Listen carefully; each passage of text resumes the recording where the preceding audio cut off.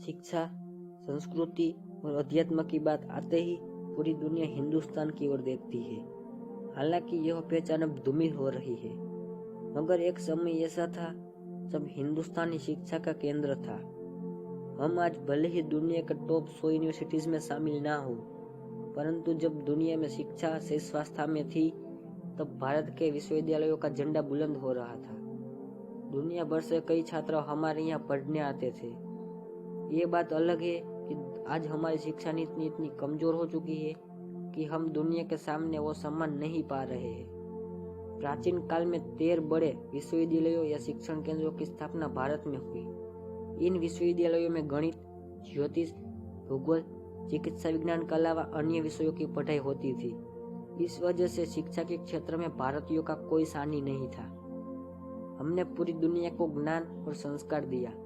8वीं शताब्दी से 12वीं शताब्दी के बीच भारत में कई छात्र अध्ययन करने आते थे।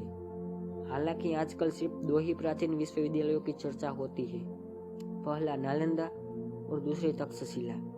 इन दोनों विश्वविद्यालयों के अवशेष अभी भी देखे जा सकते हैं। नालंदा विश्वविद्यालय की दीवारें इतनी चौड़ी है कि इनके ऊपर ट्रक भी चल सकता है।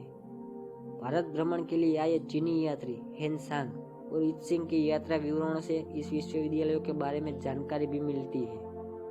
आइए इनके बारे में विस्तार से जानते हैं। शिक्षा के लिए पूरी दुनिया के छात्रों के लिए माहौल जगह थी। प्राचीन भारत उच्च शिक्षा का सबसे महत्वपूर्ण केंद्र था, जो वर्तमान में विश्वविद्यालय बिहार के राजगीर में स्थित है।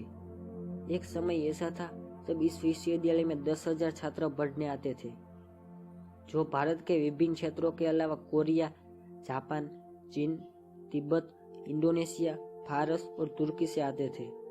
इन्हें पढ़ाने के लिए 2000 शिक्षक मौजूद रहते थे।